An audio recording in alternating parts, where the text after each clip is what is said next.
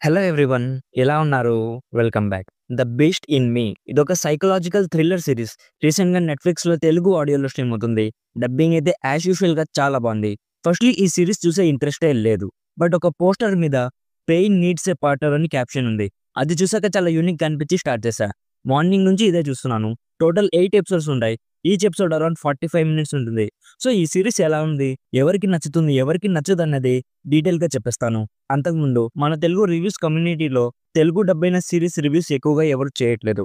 So నేను ఆ గ్యాప్‌ని fill చేయడానికి ట్రై చేస్తున్నాను. నా రివ్యూస్ అన్ని జెన్యూన్‌గా అనిపిస్తే ప్లీజ్ సబ్స్క్రైబ్ చేసి బెల్ నోటిఫికేషన్స్ కూడా ఆన్‌లో పెట్టుకోండి. 10,000కి చాలా దగ్గరలో ఉన్నాం.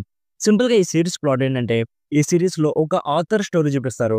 తన కొడుకు చచ్చిపోయి ఉంటాడు. సో తను చాలా డిప్రెషన్‌లో ఉంటుంది. తన ఇంటి పక్కనే ఒకడుంటాడు. వాడు చాలా రిచ్ పర్సన్. ఊర్లో అందరూ అతనే తన వైఫ్‌ని చంపేశాడని అనుకుంటూ ఉంటారు. బట్ పోలీసులు మాత్రం అతని వైఫ్ ఆత్మహత్య చేసుకుందంటారు. సో వాళ్ళిద్దరి మధ్య ఒక different kind of friendship start అవుతుంది. అంటే ఆ రిచ్ పర్సన్ బలవంతంగా తనతో మాట్లాడుతూ ఉంటాడు.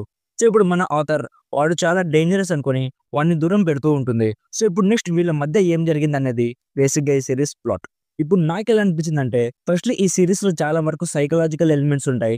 మైండ్ గేమ్స్ ఉంటాయి. ఆ రిచ్ పర్సన్‌ని చూస్తున్నప్పుడు ఒక్కోసారి ఒక్కొక్కలా అనిపిస్తుంది. ఒకసారి చాలా మంచోడు అనిపిస్తుంది. ఒకసారి వీడే వాడి భార్యని చంపేసాడు అనిపిస్తుంది. సో సీరీస్ చాలా వరకు మైండ్ గేమ్స్‌తోనే ఉంటుంది.